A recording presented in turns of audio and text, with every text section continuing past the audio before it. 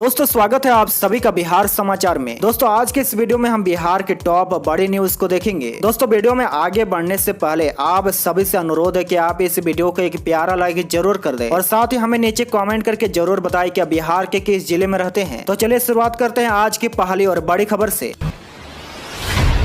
आज की बड़ी खबर में देखिए, दिवाली पर बिहार के 4 शहरों में पटाखे छोड़ने पर प्रतिबंध, बिक्री पर भी लगाई गई रोक। जी हाँ देखिए, बिहार राज्य प्रदूषण नियंत्रण परिषद ने पटना, गया, मुजफ्फरपुर एवं हाजीपुर में किसी तरह के पटाखे छोड़ने पर प्रतिबंध लगा दिया है। इसके अलावा प्रदेश के अन्य शहरों में ग्रीन पटाखे छोड़े जा सकते हैं। आपको बता दें कि वातावरण में बढ़ रहे प्रदूषण की मात्रा के मद्देनजर बोर्ड ने यह निर्णय लिया है। वही देखिए, बिहार राज्य प्रदूषण नियंत्रण बोर्ड के विश्लेषक अरुण कुमार का कहना है कि पटाखों से ध्वनि प्रदूषण के साथ साथ वायु प्रदूषण भी होता है। उन्होंने कहा कि इन शहरों में प्रदूषण की मात्रा पहले से ही खतरनाक स्तर तक पहुंच चुका है। ऐसे में बोर्ड इन शहरों में सभी तरह के पटाखों की बिक्री पर प्रतिबंध लगाकर प्रदूषण रोकने का प्रयास कर रहा है। इस संबंध में बोर्ड की ओर से सभी जिलाधिकारियों को पत्र भेज दिया गया है।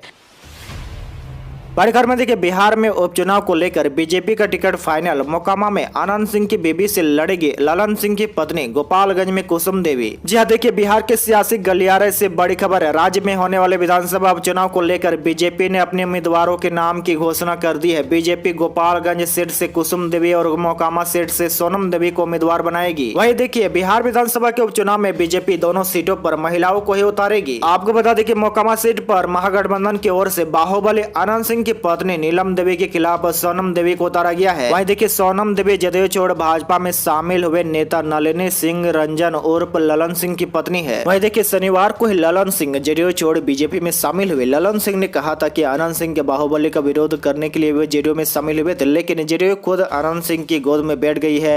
इसी वजह से पार्टी छोड़ना पड़ा। ललन सिंह ने अपने सभी समर्थकों से अपील किया है कि वे जदयू छोड़कर बीजेपी में शामिल हो जाए। वही आपकी जानकारी के लिए बता दें कि ललन सिंह मोकामा से 3 बार आनंद सिंह के खिलाफ चुनाव लड़ चुके हैं। 2 बार एलजेपी से और 1 बार पप्पू यादव की जन अधिकार पार्टी से मैदान में उतरे हैं, लेकिन हर बार उन्हें आनंद सिंह ने हरा दिया है।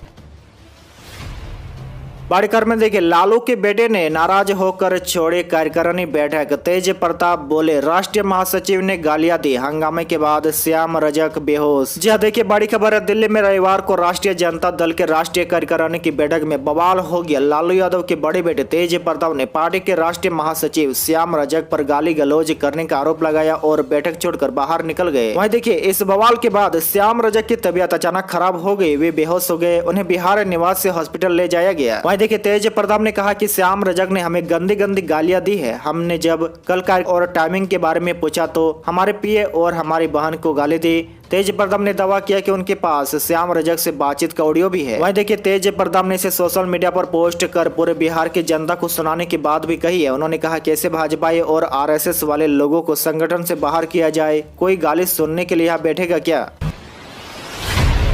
भाई देखिए, तेज प्रताप श्याम रजक प्रकरण पर बोले तेजस्वी, कहा एजेंडा मत बदलिए, हर किसी को खुश नहीं रख सकते। राष्ट्रीय कार्यकारिणी की बैठक में कल आरजेडी के अंदरूनी लड़ाई सतह पर आ गई। लालू के बड़े बेटे तेज प्रताप यादव ने खुले मंच से पार्टी के राष्ट्रीय महासचिव श्याम रजक पर गंभीर आरोप लगाए। तो वहीं देखिए, इस पूरे प्रकरण पर तेजस्वी यादव ने पार्टी के नेताओं को मंच से संदेश दिया कि पार्टी अपने पूर्व निर्धारित एजेंडे पर ही काम करेगी। पार्टी के लोग उसे चेंज करने की कोशिश न करे। तेजस्वी ने सीधे तौर पर कह दिया कि वे किसी को खुश नहीं रख सकते हैं। राष्ट्रीय कार्यकारिणी की बैठक को संबोधित करते हुए तेजस्वी ने कहा कि हो सकता है कि हम सबको खुश नहीं रख सकते हैं, यह भी हो सकता है कि हम भी सभी से खुश नहीं हो, लेकिन हमारे सामने जो बड़ी चुनौती है उसमें पार्टी का हर कार्यकर्ता एक टीम मेंबर है।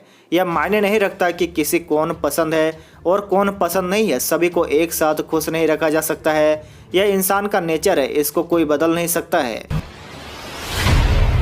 बड़ी खबर में देखिए, लालू ने तेजस्वी को दिया पावर। कहा बड़े मामलों पर अब सिर्फ तेजस्वी ही बोलेंगे। जी देखिए, दिल्ली में कल से शुरू हुई आरजेडी के 2 दिवसीय राष्ट्रीय परिषद की बैठक में तेज प्रताप और श्याम रजक प्रकरण के बाद गहमागहमी बनी रही। वहीं देखिए, राष्ट्रीय अध्यक्ष लालू प्रसाद ने बिना सोचे समझे कुछ भी बोलने वाले पार्टी के नेताओं को सख्त हिदायत दी है। मंच से बड़ा ऐलान करते हुए लालू ने साफ कर दिया कि अब पार्टी में आरजेडी में नीतिगत और महत्वपूर्ण मुद्दों पर सिर्फ तेजस्वी यादव ही बोलेंगे, दूसरे नेताओं को बोलने की इजाजत नहीं होगी। वहीं देखिए लालू प्रसाद ने बैठक को संबोधित करते हुए कहा कि संगठन को मजबूत करने के लिए तेजस्वी यादव लगातार काम कर रहे हैं। पार्टी की एकता बढ़ी रही है और एकता में ही ताकत होता है। साथ ही उन्होंने कहा कि किसी को इधर उधर झांकने की जरूरत नहीं है, कुछ भी बोलने के पहले सभी को संभल कर बोलना चाहिए। साथ ही उन्होंने कहा कि पार्टी ने तय किया है कि जो भी नीतिगत मामले हैं या जो भी समस्या है उस पर सिर्फ तेजस्वी यादव ही बोलेंगे।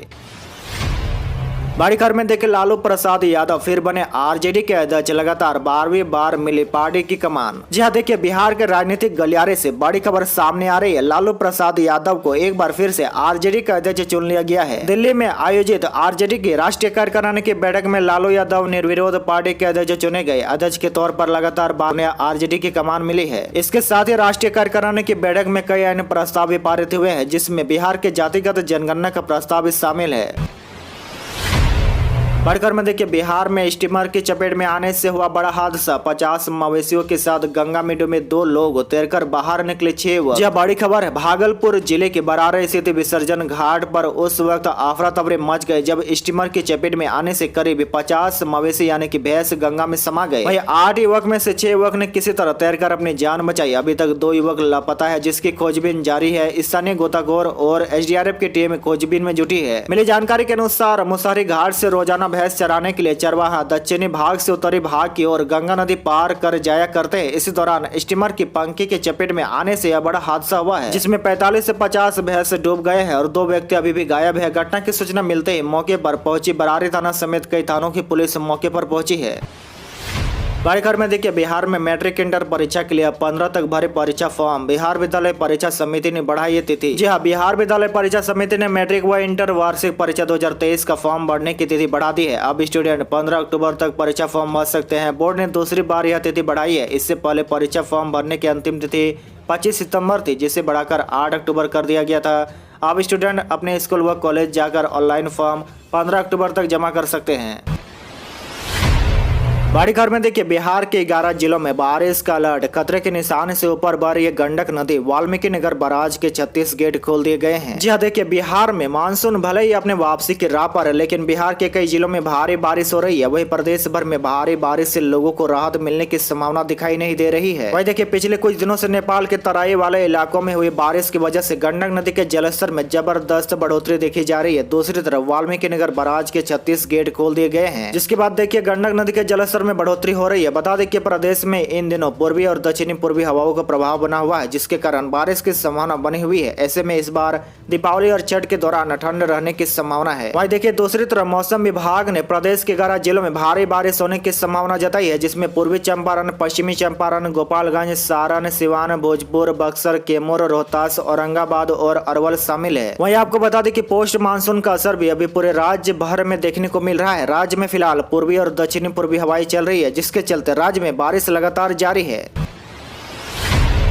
देखिए स्मार्ट सिटी योजना के तहत भागलपुर जंक्शन बनेगा स्मार्ट स्टेशन, एयरपोर्ट जैसी मिलेगी सुविधा। जी हाँ, देखिए बिहार में स्मार्ट सिटी में शामिल भागलपुर को स्मार्ट स्टेशन का भी तोहफा मिला है। गति शक्ति योजना के तहत स्मार्ट स्टेशन बनाने की कवायद भी शुरू हो गई है। आपको बता दें कि इस योजना के तहत स्टेशन पर एयरपोर्ट की तर्ज पर सुविधाएं विकसित की जाएगी और उसे अनुरूप स्टेशन का निर्माण भी कराया जाएगा। प्रोजेक्ट तौर पर 150 से 200 करोड़ रुपए खर्च किए जाएंगे। वहीं इस योजना के तहत भागलपुर के अलावा सुल्तानगंज स्टेशन का भी चयन हुआ है। इसके पहले चरण में भागलपुर स्टेशन को विकसित किया जाएगा, इसके बाद सुल्तानगंज स्टेशन को। वहीं आपको बता दें कि भागलपुर में अगले 4 साल में यह योजना पूरी हो जाएगी। यह जानकारी मालदा रेल मंडल के डीआरएम यतेंद्र कुमार ने शनिवार को भागलपुर में प्रेस कॉन्फ्रेंस में दी है। साथ ही आपकी जानकारी के लिए बता दें कि स्मार्ट स्टेशन योजना के तहत पहले चरण में देश के 70 स्टेशनों का ही चयन किया गया है।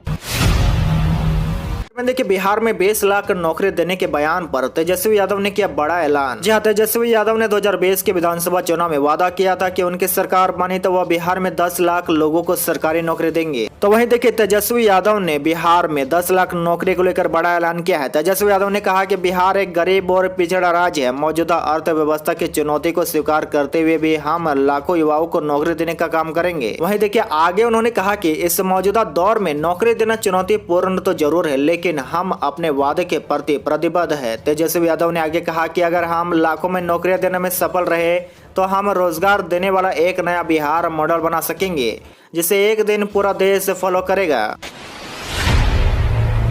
बड़ी खबर में देखिए, बिहार के छात्रों को उच्च शिक्षा के लिए दी जा रही है छात्रवृत्ति, जाने कैसे ले सकते हैं लाभ। जी हाँ, देखिए बिहार के छात्र छात्राओं को बेहतर शिक्षा प्रदान करने के लिए छात्रवृत्ति योजना की शुरुआत की गई है। इस योजना के तहत छात्रों को उच्च शिक्षा प्राप्त करने के लिए आर्थिक सहायता व स्कॉलरशिप प्रदान की जाती है। इस योजना का लाभ वो छात्र छात्राएं उठा सकते हैं जो अपनी आर्थिक स्थिति की वजह से अपनी पढ़ाई पूरी नहीं कर पाते हैं। इस छात्रवृत्ति योजना के अंतर्गत करीब 200 से अधिक कॉलेज और 80 से अधिक कोर्स उपलब्ध है, जिसमें विद्यार्थी अपने इच्छा अनुसार एडमिशन लेकर कोर्स पूरा कर सकते हैं। इस योजना का लाभ कैसे उठाया जा सकता है, इसकी जानकारी ऑफिशियल वेबसाइट पर दी गई है। बता दें कि इस योजना का लाभ लेने के लिए बिहार के स्थायी निवासी ही इस छात्रवृत्ति के लिए आवेदन कर सकते हैं। वहीं 10वीं पास छात्र योजना का लाभ ले सकते हैं। वहीं 12वीं कक्षा के छात्र भी इस योजना के आवेदन करने के लिए पात्र होंगे। और सबसे महत्वपूर्ण, इसके आवेदन करने के लिए आप www.ccbnic.in पर जाकर आवेदन कर सकते हैं। में देखिए, बिहार में शराबियों ने 6 महीने में भरा 17 करोड़ जुर्माना, 72,000 से अधिक लोग पकड़े गए। जी हाँ, देखिए बिहार में इस साल अप्रैल में शराबबंदी संशोधन कानून लागू होने के बाद से 6 माह में 72,000 से अधिक अभियुक्त पहली बार शराब पीते हुए पकड़े गए। इसमें पुलिस ने 38,000 से अधिक, जबकि मद्य निषेध विभाग ने 30,000 से अधिक शराबियों को पकड़ा है। इन शराबियों को नियम अनुसार 2 से 5,000 रुपए जुर्माना लेकर छोड़ा गया है, जिससे सरकार को 17.53 करोड़ रुपए की आमदनी हुई है। वह देखिए, पहली बार शराब पीने के जुर्म में जुर्माना भरकर छूटने वाले लोगों के घर चेतावनी पोस्टर चिपकाए जाने के निर्देश भी दिया गया है। मद्य निषेध उत्पाद एवं निबंधन विभाग के अनुसार हर माह शराबियों को पकड़े जाने व उनसे जुर्माना राशि की प्राप्ति में वृद्धि दर्ज की जा रही है। बता दें कि अप्रैल में पहली बार शराब पीने के अपराध में 3,075 अभियुक्त को पकड़ा गया था, जिनसे करीब 52,26,000 रुपए जुर्माना वसूला गया था। वहीं सबसे ज्यादा सितंबर महीने में लगभग 2 करोड़ रुपए वसूला गया है। बड़ी खबर में देखिए, वंदे भारत पर प्रशांत किशोर का तंज। 26 MP वाले गुजरात को बुलेट ट्रेन, 40 सांसद वाले बिहार को पैसेंजर गाड़ी। जी हाँ, देखिए चुनावी रणनीतिकार से राजनीतिज्ञ बने प्रशांत किशोर ने गुजरात के गांधीनगर से मुंबई सेंट्रल तक चलाई जाने वाली वंदे भारत एक्सप्रेस को केंद्र सरकार पर बड़ा तंज कसा है। प्रशांत किशोर ने कहा कि केंद्र सरकार का झुकाव बिहार की ओर नहीं बल्कि गुजरात की ओर है। यही वजह है कि वंदे भारत एक्सप्रेस गुजरात से चलाई गई, न कि बिहार से। आपको बता दें कि पद यात्रा के दौरान एक जनसभा को संबोधित करते हुए पीके ने कहा कि बिहार से लोगों ने मोदी सरकार को 39 सांसद चुन के दिए हैं, जबकि गुजरात से मात्र 26 सांसद है। लेकिन सुखद और सुरक्षित यात्रा कराने वाले अत्याधुनिक ट्रेन गुजरात को दिया गया और बिहार को पैसेंजर ट्रेन दिया गया है। इसके अलावा प्रशांत किशोर ने कहा कि गुजरात की आबादी 6 करोड़ है, जबकि बिहार की आबादी 13 करोड़ है। बावजूद इसके बिहार को एक भी वंदे भारत एक्सप्रेस ट्रेन नहीं दिया गया। आपकी जानकारी के लिए बता दें कि बीते 30 सितंबर को प्रधानमंत्री नरेंद्र मोदी ने आधुनिक सुविधा और खूबियों से लेस देश की तीसरी वंदे भारत एक्सप्रेस ट्रेन को हरी झंडी दिखाई। ट्रेन गुजरात की राजधानी गांधीनगर से मुंबई सेंट्रल की अब तक चलती है। इस गाड़ी की स्पीड 180 किलोमीटर प्रति घंटा है। फिलहाल 130 किलोमीटर प्रति घंटे की गति से वंदे भारत एक्सप्रेस को चलाया जा रहा है। आज के लिए बस इतना ही। इसी तरह बिहार के डेली न्यूज देखने के लिए आप हमारे चैनल को जरूर सब्सक्राइब करें।